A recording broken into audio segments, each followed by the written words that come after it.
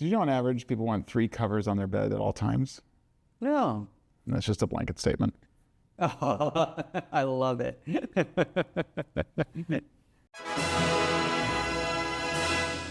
Welcome to ClackCo Works, where we chat with the people who make Clackamas County work for their community. I'm Dylan Blaylock with Clackamas County Public Affairs. We are here today with Gus Bedwell, the county's Veterans Services Officer Supervisor. Thanks for being here. Yeah, thank you for having me. It's great. That is a cool job you have, helping veterans. It's very noble. You've been, how long have you been doing that?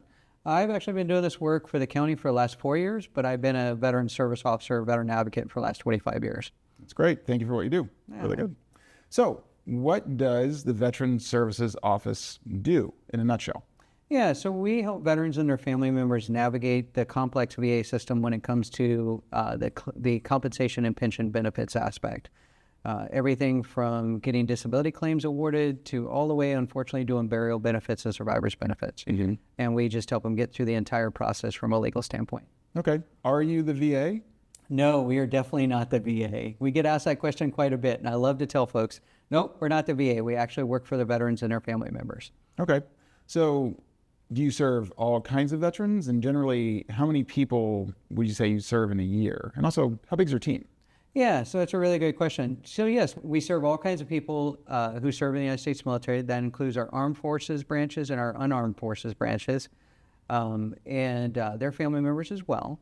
And on average, we serve about 1,800 to 2,000 people per year that are doing claims, but we have about 3,000 people that access our office for a variety of different reasons on a walk-in basis or an appointment basis. Is that 3,000 different people? Could that be 2 people in the same family, or is it 3,000 like different like family units coming to you? Yeah, so it could be multiples that are different family units, but it also could be somebody who comes in on a repeat visit. Yeah. Okay. But on average, the person who comes in, we might see them once or twice in a year. Mm-hmm. Very rare that we see them 3 times a year, just because the claims process takes that long. Still a lot of people. I mean, 3,000 a year. Is that mainly Clackamas County residents? Is it most Clackamas County residents? It is mostly Clackamas County residents. And you had asked earlier how many was on my team, and we have 4 veteran service officers and one assistant that also manages our front desk. Okay. Wow, 4 people for 3,000 over the course of a year. You guys are busy. Yeah, we're very busy. We're seeing about 4 to 5 people a day between all of us service officers. Yeah. And we're on averaging about 4 to 5 weeks out for appointments. Because we don't do walk-ins, we do appointments. So we can take the time with the individual who needs the help. So, I mean, just from an outside perspective, what, it's obviously essentially important what you guys do in terms of helping, our veterans, navigate a lot of problems that they need to with the VA. Why would you say that what you do is important?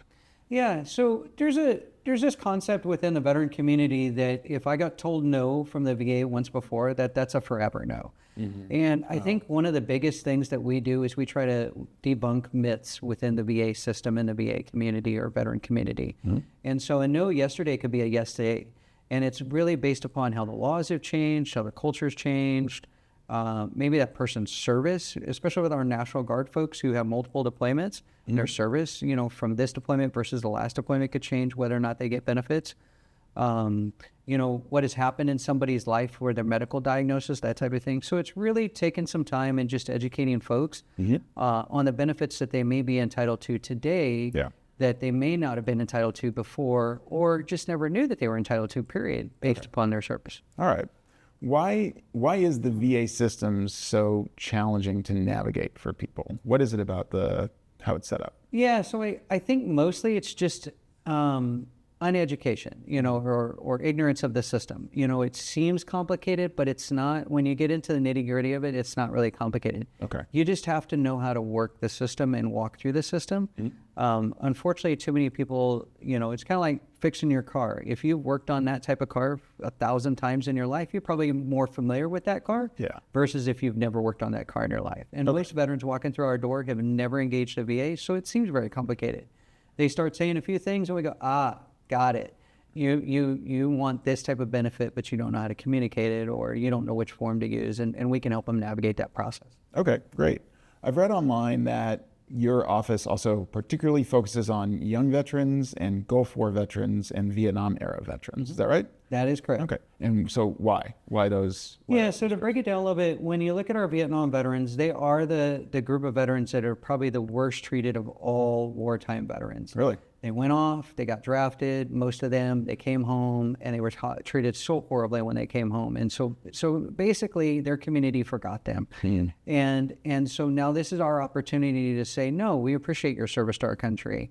We appreciate what you did, and bringing them in and allowing them to access the benefits they so rightly deserve. Our Gulf War veterans, there's so far few of them because the war was not that big of a war. Matter of fact, people don't realize that the current war that we're in started in the Gulf War, and it started in 1990s, and it's just not ended. It's the longest lasting war that we've had in our history. But most people forget about the Gulf War veterans because, again, there's so few of them, and yet there's some benefits that they're entitled to. And some of those folks are now retiring and that kind of thing and wanting to access those benefits. And then our younger veterans, they just don't get a lot of good information when they're walking out the door. The military tries, but they're not designed to talk about veterans benefits. And so a lot of them are real focused on, I got to go to school, I got to go back to work, I got to take care of my family. This is our opportunity to say, hey, I know you're young and I know you don't think about these things right now, but in a few years, this could have a negative impact on you. Why not set the foundation now in case you need these benefits later? Right. Okay. And is it true that a lot of what's been coming up in recent years with veterans' rights as far as accessing benefits relates to toxin exposure? Yes, that's a big one. So in August of 2022, President Biden signed the PACT Act. And basically what it is it's keeping the promise on comprehensive toxins to veterans. And it basically opened up the door that if you were exposed to certain types of toxins, burn pits, Agent Orange from Vietnam, even stuff like asbestos or other type of toxins in regular military service, that there's a potential that you could get different VA benefits for different conditions. It even expanded the Camp Lejeune Marine Corps base that had the solvent toxin from the dry cleaner solution, expanded some of those benefits. So yeah, there's a lot more available to veterans that have toxin exposure from day-to-day business, but also overseas work that they did. Right. Have you seen that a lot in our office, a lot of the toxin claims? Yeah, that's probably one of the biggest claims that we do is helping folks navigate the toxin-related claims. Most of those claims are pretty straightforward and simple if it's a presumptive service-connected issue. Yeah. But when you're having to do some legal navigation or medical navigation, we're helping veterans navigate that process. Okay. Oh, it's a terrible thing. Yeah, it's definitely a terrible thing. Yeah. So if a veteran has died, can you still assist their family members? Most definitely. Matter of fact, those are the individuals that we really have a heartbreak for sometimes, because a lot of times the veteran maybe never engaged the VA and maybe had a really negative experience with the VA, so they've encouraged their family members to never come in and talk to anybody that has VA or veterans in our title. Jeez. Okay. So the family member will come into our office and they're very anxious about, well, our veteran told us not to talk to you. Wow. And in fact, you find out that a lot of times, a lot of those veterans could have gotten a benefit. Yeah. And because they didn't apply, they can't get it now, obviously. But the family member could potentially get some benefits in their own right. So yes, we definitely love engaging with family members and survivors of veterans. Okay. Wow. Is there a particular story that, you're of helping a veteran that you're, proud of as far as, how your office really made a difference? Yeah, so, I really love talking about my team and the work that they do. And more recently, we just had one of our veteran service officers who hasn't been at the job, but maybe about 2 years. So he's very young in his experience in doing the work, but he's really good at what he does. And he fought a claim at the lowest level in the claims process for Lewy body dementia, which is a brand new type of dementia that we're hearing a lot more about. Bruce Willis has Lewy body dementia, so I think it's why we're hearing more about it. Yeah. And he tied that particular dementia to benzene exposure for a particular veteran, which is a really rare toxin to be exposed to. But he was able to help the family navigate through what we call a medical nexus letter and getting that locked in.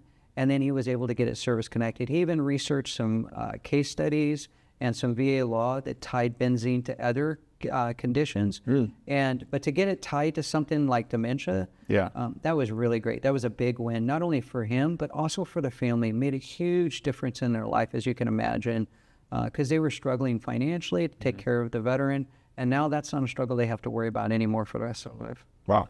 That's okay. High impact there. So that's great. Okay. What are some other resources available to veterans from Clackamas County or in Clackamas County that are not through your office? Yeah, it's a really great question. One of the things I appreciate about Clackamas County is that we're really unique in the fact that we have housing services that are available. Yep. And we also have employment services that are available that are tailored and specific to veterans. They're not ministered out of our office. If you come in our office and ask for those services, we'll do what we can to refer you to the correct place. But yeah, we've got some really good housing resources and some really good employment-related resources through the county. Great. I guess the last question is, where should people go to learn more about your office or to make an appointment? Yeah, so there's obviously our website that you can go to. But I would tell folks if they want to make an appointment, the very best way to make an appointment is to either email us at veterans@clackamas.us or call us at 503-650-5631 and talk to our front desk person. They'll get you scheduled with a veteran service officer. Excellent. Gus Bedwell is the Clackamas County's Veterans Services Office Supervisor. Thanks for being here. Yeah, it's a pleasure. Thank you.